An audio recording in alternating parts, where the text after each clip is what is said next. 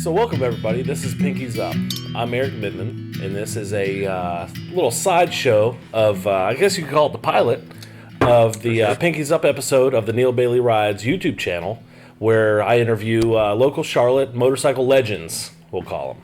So today on the show we have Kevin Eves. Not a legend yet. So Kevin, I haven't known you very long, but I feel like we've been at least separated since adolescence, if you will.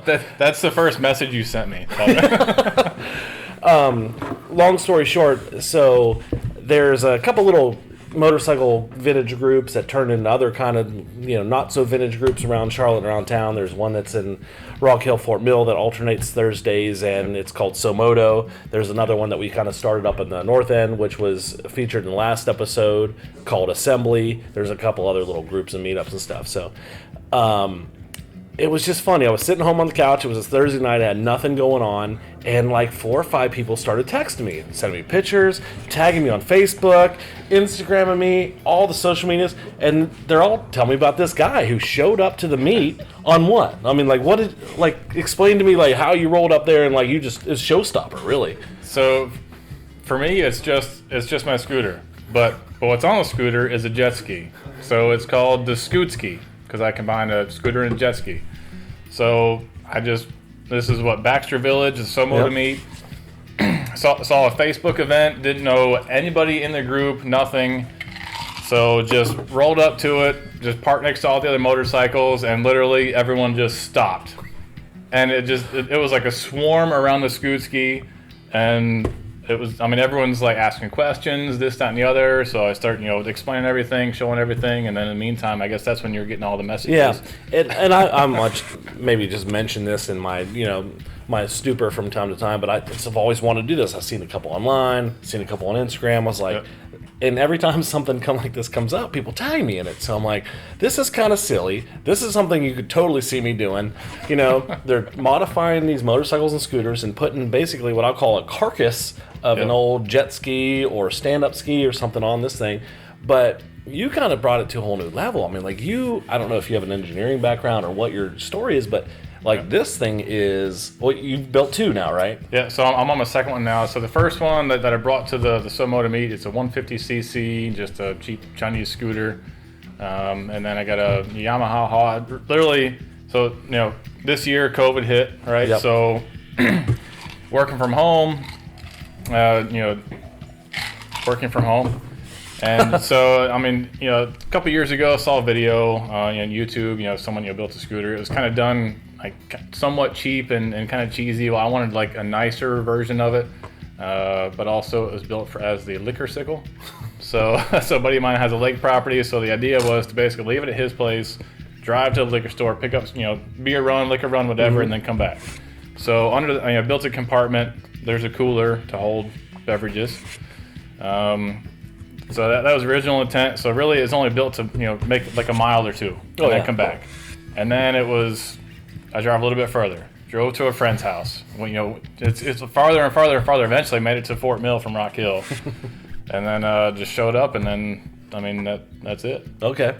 And you don't have an Instagram. I've been trying to get you to get on Instagram. It took me forever to get on Facebook. So yeah. Well, I'll tell you this: you're not the first one to build a Scootsky or a Bergsky, right? But you're the first one to bring all of the guys that's done this, that have the YouTube channels and the Facebooks and Instagrams, and make one Facebook page, which is what? So it's called Scootsky on Facebook. Basically reached out. Went on YouTube, tried to connect with all the other people out there. Brought them all together, just kind of collaborating on ideas, build process, what they're using versus what I'm using.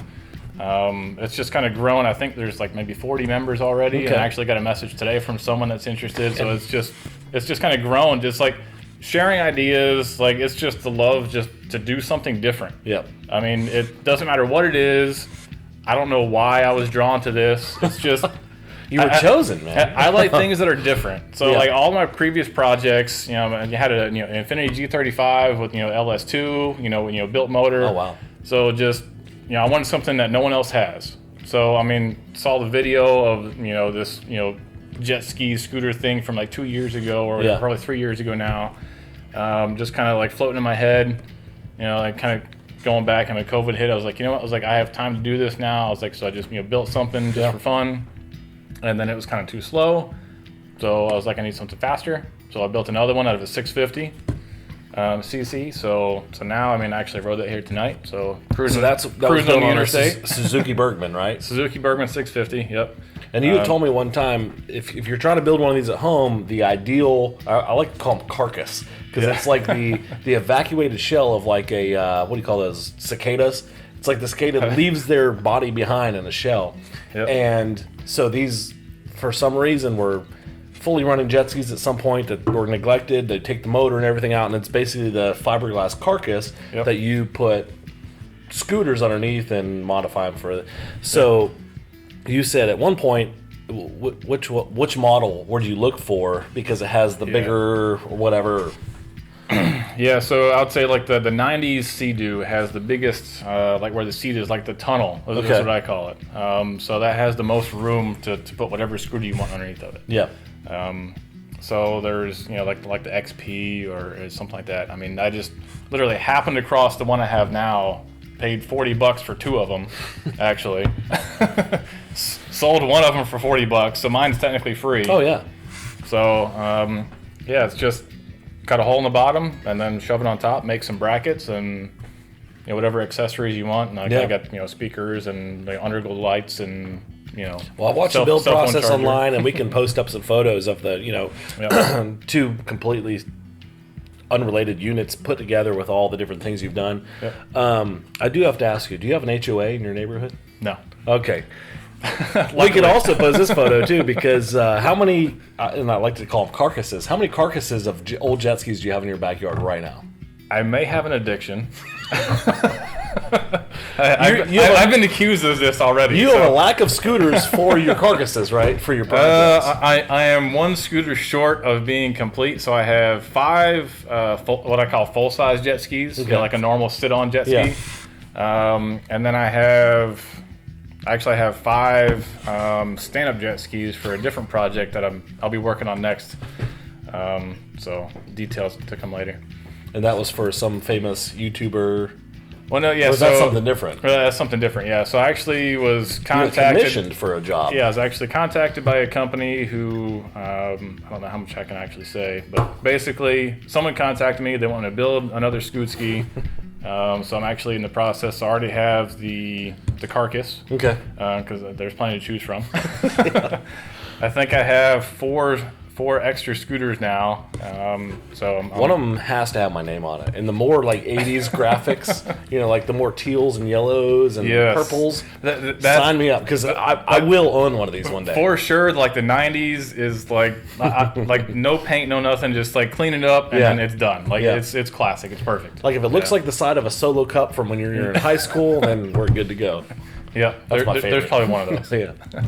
So you from Charlotte? I know you live in Rock Hill area. Hill, So are you from Rock Hill area? Rock Hill, if you don't know, Charlotte, you have Huntersville and all these little towns around. Rock Hill, Fort Mill, technically South Carolina, but it's almost like a suburb of Charlotte. There's a lot of Rock Hill population that works in Charlotte and vice versa.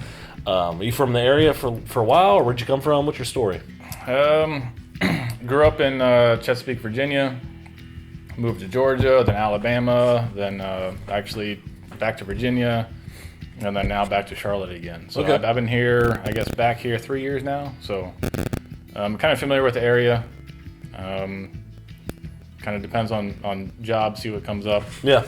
I think I'm here to stay. Overall, I like being close to mountains. The beach is close enough. I'm close to the lake, which I like. So I think this is, climate-wise, the ideal location for me. Oh, yeah. So, I'll be sticking around for a while. Oh, yeah. And so if I know correctly, you don't have a normal motorcycle. All of your motor two-wheeled vehicles have jet skis built around them, right? Nothing. I said nothing about me is normal. I don't know what the normal is, but yeah. So I have a 150cc Scootsky and then a 650 Bergman Scootsky. Was 150 your first bike? No. So first bike was in college. It was a funny story. So had a house in my name, kind of like sub-rented or subleased it out to someone else.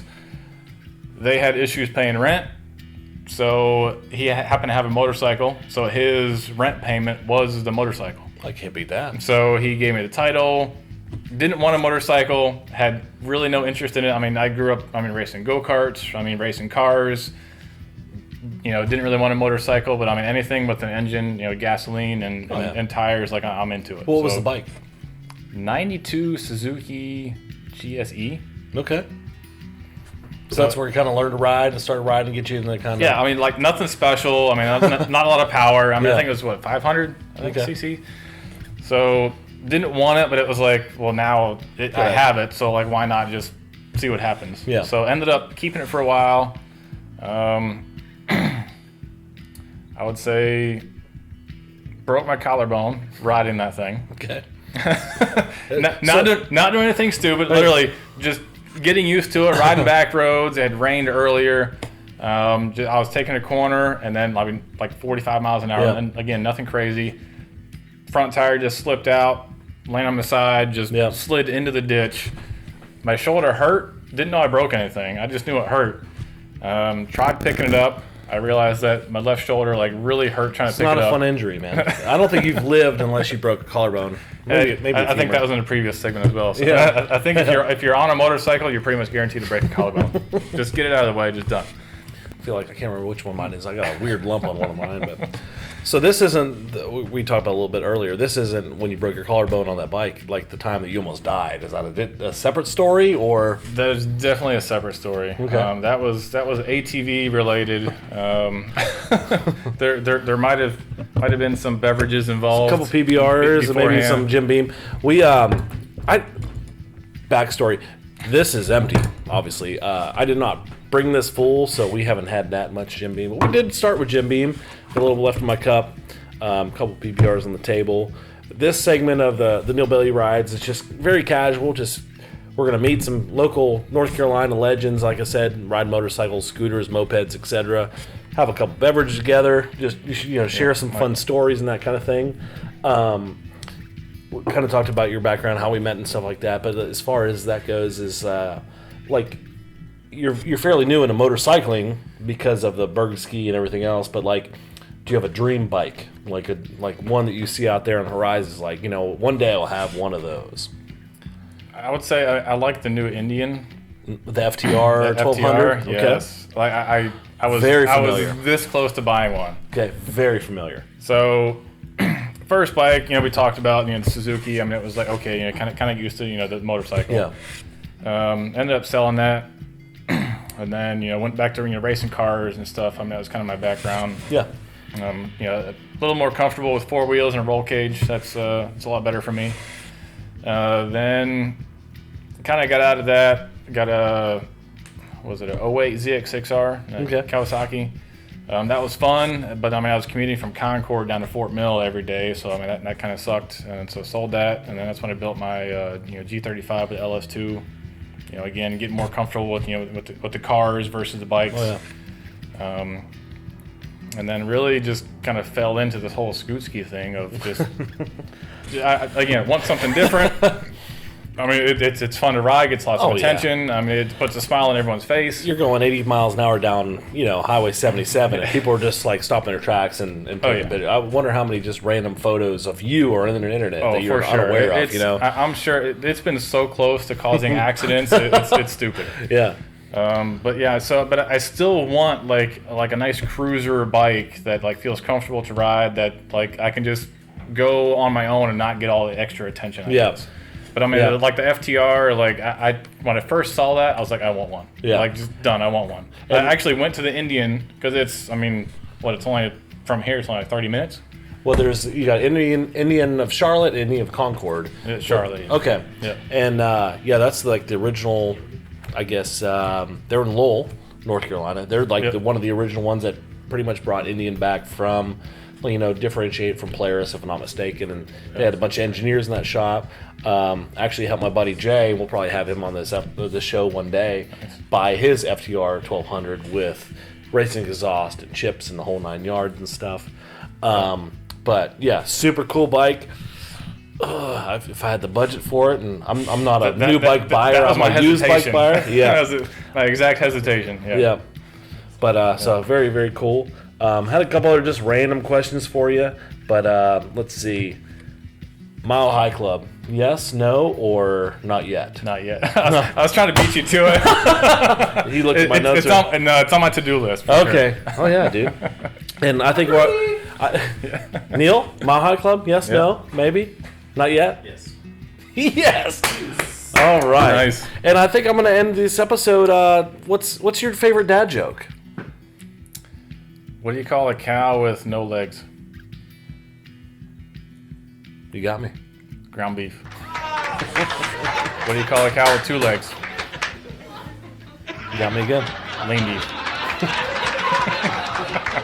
I don't know if it's a dad joke. But Yeah. It's like Dad jokes are dad jokes.